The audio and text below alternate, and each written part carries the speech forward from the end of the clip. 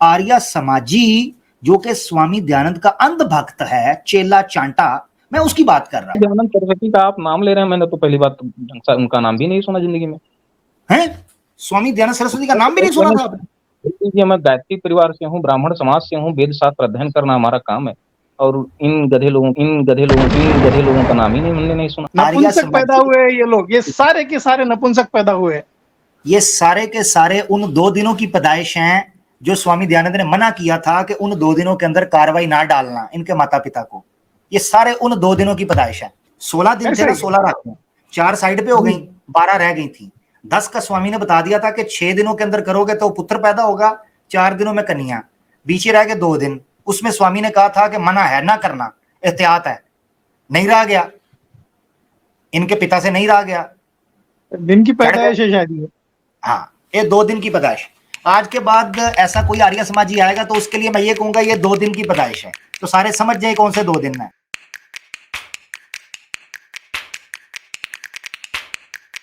ये अनंत जी आपकी स्क्रीन के ऊपर है, दुर्गा प्रसाद जी आर्य समाज के बड़े लेखक हैं और सत्यार्थ प्रकाश का अंग्रेजी में अनुवाद किया है। इधर पढ़िएगा, ये मिड में इंग्लिश में क्या लिखा है। कह तो रहा हूं, इनकी लिखी बातों का क्या मूल्य, कुछ नहीं मूल्य है इसमें। मेरे लिए यार आप पढ़े तो सही, पढ़ता कोई नहीं, क्या वजह है? जो प्रमाण मैं स्क्रीन पर दिखाता हूँ क्या डर लगता है? पढ़ते क्यों नहीं? So he is the best ideal for the Hindus for modern time. Modern time कौन सा आइडिया? कर दक्षिण उनको आता नहीं था, उल्टा सीधा दर्शन गए। यार अनंत भाई कहते हैं, यार देखो, महर्षि स्वामी दयानंद सरस्वती, मूलेशंकर जी, कितने आपसे कह दिया वो महर्षि थे? महर्षि शब्द का अर्थ जानते हैं आप? मैंने कहा है, ये देखें आपकी स्क्रीन के ऊपर है। कहने को तो आसाराम बापू खुद को ब्रह्मज्ञानी कहता था, रेपिस्ट निकला। ओहो, आप ठीक है। ये देखें उनके जीवन चरित्र के शुरू में, ये एक जीवन चरित्र मैंने दिखाया बाबू देवेंद्र नाथ का, महर्षि लिखा है, पंडित लेखराम का दिखाया है, ऊपर देखें महर्षि स्वामी, ठीक है। इसके बाद आप ये देख लें, संस्कार विधि की किताब के शुरू में देख लें कितना बड़ा नाम लिखा है, जरा देखिएगा, ये देखें, श्रीमत परमहंस सत्ता, श्री मद दयानंद सरस्वती मृगित। सुनो, श्री श्री 1008 चिन्मयानंद स्वामी जो बलात्कारी भगा है ना, कैलाशपुरी बसाया कहीं, तो उसका क्या लेना दे? हो सकता है मैंने उनकी किताब नहीं ज्ञान रहा हो सकता है उन्हें नहीं रहा हो। ऐसे मूर्खों की किताबें पढ़ने का समय नहीं है। ऐसे टिप्पणीकार और टीकाकार बहुत हैं। स्वामीनारायण दयानंद अनंत जी, मैं तो आपके साथ सहमत हो जाऊंगा क्योंकि आप बात तर्क की कर रहे हैं और बुद्धि की कर रहे हैं। समस्या इस वक्त ये पड़ गई है कि आर्य समाजी न सिर्फ ये कि महर्षि उनको मान चुके हैं, स्वीकार कर चुके हैं, बल्कि सत्यार्थ प्रकाश पुस्तक को उनकी मैग्नम ओपस, बल्कि कहते हैं हमारा आर्य समाजियों का धर्म ग्रंथ है सत्यार्थ प्रकाश। सिंगल पर्सन एक सनातनी को लाओ जो सच में ब्राह्मण परिवार से हो, ऐसे नहीं कि चोला धाड़ करके हर कोई सनातनी बन जाए, ब्राह्मण परिवार से हो, गायत्री परिवार से, वो कहता हो कि मैं इनको मानता हूँ महर्षि थे। हम महर्षियों की संज्ञा में तो तुलसीदास को जल्दी रख ही नहीं पाते हैं। मैं तो आपके साथ हूँ, आर्य समाजियों को कहे ना, मैं तो आपके साथ हूँ, मुझे भी नहीं समझ आई, मैंने उनके जो पुस्तक पढ़ी है, मुझे भी नहीं लगता किसी दिशा से भी वो महर्षि लगते हों। अब देखे ना, मैं आपको एक प्रमाण दिखाता हूँ, आप खुद पढ़िएगा और आप मुझे एक ज्ञानी शख्स लग रहे हैं, यानी एक पढ़े लिखे सनातनी है, कोई भोला सनातनी नहीं जो दुनियादारी में पढ़ा हो, बल्कि आप धर्म के बारे में ठीक ज्ञान रखते हैं। ये देखें, ये तो पुत्र की इच्छा हो तो इतनी रातों के साथ ये किया जाए, कन्या की इच्छा हो तो ये किया जाए। ये कोई वैज्ञानिक प्रमाण है कि इन रातों के अंदर किया जाए तो पुत्र होगा, तो फलाने के अंदर किया जाए। अच्छा, फिर ये देखिए आप, रजस वाला, वो औरत है, उसके हाथ का छुआ पानी भी ना पिए, उसके साथ भी ना बैठे, वो एक साइड पर बैठी रहे, उसको स्पर्श भी ना करें। ये क्या है ये महर्षि जी? एक बात आप बताओ, ऐसे लोगों से तो प्रश्न किया जाए तो फिर शरीर काट के फेंक दो, क्योंकि उसी रजस्वला के रज से तुम पैदा हुए हो। आए हाय आए हाय, क्या बात है, ये हो ना बात, ये तो पॉइंट मेरे दिन में भी नहीं आया था। ओए पुरुष के अंदर शुक्राणु होते हैं और औरत के अंदर रज होता है, इन दोनों के मेल से शरीर बनता है, तो फिर आपका शरीर उसी से बना है, आप शरीर को काट के फेंको पहले। क्या बात है। यही वजह है आर्य समाजी जो है ना, अपने बिलों में छुपकर बैठते हैं, आते नहीं है बात करने हमसे, क्योंकि ये सवाल देखिए, वो जी सिर्फ जी ये सब तो इस्लाम को जाएंगे एक मुस्लिम के चैनल पे पैसा देंगे, गाली दिलवाएंगे, एक दूसरे का की बदनामी करेंगे। ना उन्हें कुरान से मतलब है, ना उन्हें गीता से मतलब है, उन्हें सिर्फ एक दूसरे को नीचा दिखाना और गाली देना है। ना वो दर्शन हम्म, करते हैं, ना वो योग करते हैं, ना उन्हें समाधि से कोई मतलब है, ना ध्यान से मतलब है, ना पूजा पाठ से कोई मतलब है। वो पूजा पाठ करते भी हैं तो देवी देवताओं को खुश करने के लिए करते हैं। तो वो सब मूर्खता वाली बातें हैं, उनका कोई आशय नहीं है। श्रीमद् भगवत गीता में श्री कृष्ण ने स्वयं कहा है, ये सब मूर्खता वाली बातें हैं, तामसी लोग हैं और ये लोग रहते रहेंगे समाज में। ऐसे लोग कुरीतियां और समस्याएं पैदा करते रहेंगे, एक दूसरे से लड़ते रहेंगे और एक दूसरे से नफरत पैदा करके खुद भी मरेंगे, दूसरों को भी मरवाएंगे। मगर स्वामी दयानंद सरस्वती को तो किसी ने छेड़ा भी नहीं था। ये आपकी स्क्रीन के ऊपर है। कहता है कि ये घंटा बजाते हैं और टन टन पू पू करते हैं, शरंग बजाते हैं और शोर डालते हैं, अंगूठा दिखाते हैं मूर्तियों को। कहते हैं ये क्या ड्रामा है, अनर्थ है, और सर पीटते हैं। ये देखिए मिड के अंदर लिखा है कि पाषाण आदि में शिर मारना स्वीकार किया। ते रुद्रक्ष बजम धारण करते और मट्टी के और जो पाषाण आदि के लिंग बनाकर पूजते हैं, और हर हर बम बम बड़बड़ बोबो, बकरे की तरह वो कहता है कि बड़बड़ बोबो करते हैं। कहता है ये भी, ये आपने ओम की बात की तो मुझे ओम नमः शिवाय नजर आ गया। तो ये क्या चक्कर है कि ये ओम नमः शिवाय भी नहीं बोलने देता और उसका रिडिक्यूल करता है, उसका तमस्खर मजाक उड़ाता है, उसका ठट्ठा करता है। कहता है जी ये बड़बड़ बम बम बोबो, बकरे की तरह बोलते हैं। आनंद भाई सवाल ये था कि ये मौकरी क्यों, अगर ये सनातन धर्म से ही है तो ये मौकरी क्यों करते हैं, मजाक क्यों उड़ाते हैं, बड़ बड़ बम बम बोबो पोपो, ये क्या क्या है ये? नहीं, वो अलग अलग कॉन्सेप्ट है। कोई अपनी भावना में आकर किसी चीज को किसी कॉन्सेप्ट में कहता है, वो अलग आइडियोलॉजी को अपना थोप रहे हैं, वो अलग मसला है। शिवलिंग की पूजा को नहीं मानता हूँ। असल देखिए मेरी बात, आइडियोलॉजी और चीज है। देखिए मिसाल के तौर पर हम भी मूर्ति पूजा को नहीं मानते, हमारी आइडियोलॉजी, मगर हम नहीं कहते बड़ बड़ बम बम बोबो टन टन पोपो, हम तो नहीं ऐसे करते। तो ये टन टन पोपो टुन्नी बड़बड़ बम बम बोबो ये क्या है? इतने प्यारे शब्दों का इस तरीके से अपमान करना आर्य समाजियों को क्या ये शोभा देता है? कोई पूछेगा सनातनी से? आर्य समाजी से न जुड़ी है, किसी आर्य समाजी स्वामी दयानंद सरस्वती नहीं थे तब भी आर्यावर्त था। आर्यावर्त हमने कहा ना कि आर्यावर्त, देखिए आर्यावर्त की बात है, दो चीजों में फर्क समझे। आर्य समाजी जो कि स्वामी दयानंद का अंध भक्त है, चेला चांटा, मैं उसकी बात कर रहा हूं। आर्यव्रत तो था, ठीक है। स्वामी दयानंद सरस्वती का आप नाम ले रहे हैं, मैंने तो पहली बात ढंग से उनका नाम भी नहीं सुना जिंदगी में। हैं? स्वामी दयानंद सरस्वती का नाम भी नहीं सुना था आपने? मैं गायत्री परिवार से हूँ, ब्राह्मण समाज से हूँ, वेद शास्त्र अध्ययन करना हमारा काम है, और इन गधे लोगों का नाम ही नहीं हमने नहीं सुना। अच्छा, मैं चाह रहा हूं क्योंकि अनम जी ये ना हो कि कल को कोई सनातनी कह दे कि भाई आप अनम जी को अकेले लेकर बैठे थे, मैं था आर्य समाजी, मुझे लेते ना अनम के सामने, मैं इसकी पोल खोलता। लो जी, एक आर्य समाजी भी आ गया है। लो जी, बिल्कुल कोई बात। आमिर भाई, श्रेयंश सिंह आर्य आए हैं और ये आर्य समाजी हैं। अनम जी आप कह रहे थे कि स्वामी दयानंद सरस्वती का आपने नाम नहीं सुना और मंद बुद्धि, और मतलब मैं भूल गया हूँ, आपने काफी चीजें कही थी कि उसको आता कुछ भी नहीं और गपोड़बाजी करता रहा है। ये आर्य समाजी आए हैं, इनसे पूछ लेते हैं। श्रेयंश सिंह आर्य जी, आप स्वामी दयानंद साहब के बारे में क्या विचार रखते हैं जी?